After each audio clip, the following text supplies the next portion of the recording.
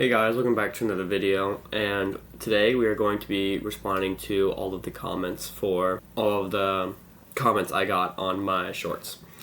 And the title is basically what this is going to be going over, one of the claims I highlighted, and I'm now going to get into the video. The central issue is logical consistency, whether a God defined as all good, all-knowing, and all-powerful can exist alongside the reality of immense suffering. I am open to rebuttals, but ask that no repeated points, such as free will, general appeals to mystery, or growth through suffering, be used as though they resolve the problem. Alright, response to, by what standard is suffering evil? You don't need to claim an objective standard or morality to notice unnecessary harm. For example, if a child suffers from cancer, it does not require a universal moral law to recognize that such pain is tragic and undesirable. My argument is internal to the Christian framework. Christianity claims God is perfectly good, loving, and powerful. Within that framework, the question is why such a being would design or allow vast levels of suffering. Whether atheism/agnosticism provides a basis for objective morality isn't relevant to whether Christianity's claims about God are internally consistent. Alright, response to humans are inherently sinful / no one is innocent. Saying no human is innocent does not actually resolve the problem of suffering.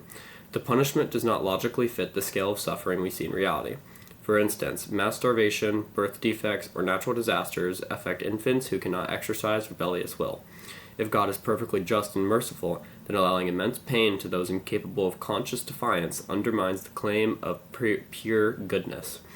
Furthermore, creating beings with a sinful nature that inevitably leads to rebellion still makes God ultimately responsible, since he had infinite power to create otherwise. Response to, God allows suffering to bring about greater goods. Using analogies like the EpiPen story fails, because those cases add up only if suffering leads directly to obvious proportional good. But in reality, the deaths of millions in earthquakes, plagues, or genocides don't demonstrate such redemptive outcomes.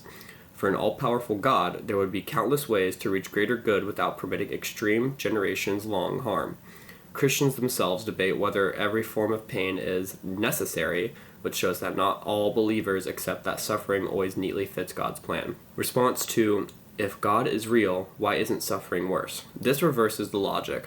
The question is not whether God could allow more violence, but whether an all-good God would allow the violence and pain that exists now. If you defend God by saying, at least it isn't worse, you quietly admit the scale we see still contradicts a definition of perfect goodness when combined with perfect power. Restraining evil part way doesn't remove the problem, it raises the question why total restraint wasn't possible from the start.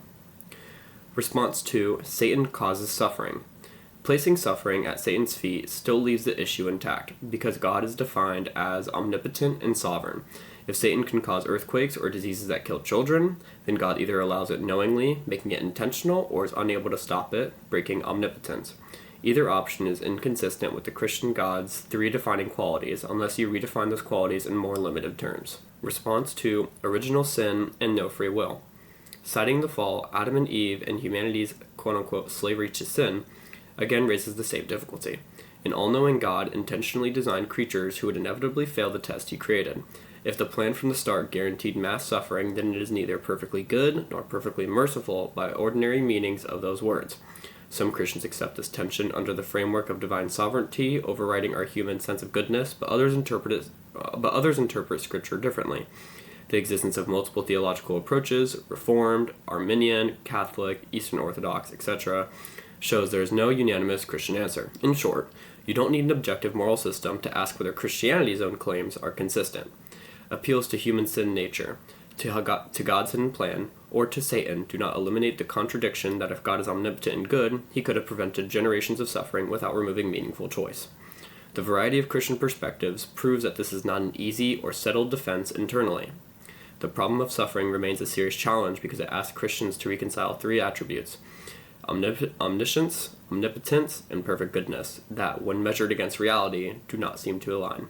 Thank you, and have a good day.